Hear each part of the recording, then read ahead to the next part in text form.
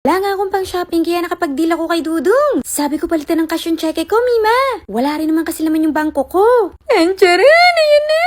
Dali-dali nga ako umaura para bilhin ng karinderya ng sugar daddy ni Pia. Anyway, ang haba kasi ng tinulog ko kagabi. Kaya gustong-gusto ko magala, Mima. Nanghingi pati ako ng sign kay Dudong. Sabi ko sa kanya, kung talagang totoong love mo ang Farzan, hindi mo i-deposit ang cheque. At dun kami magkakaalaman, Mima!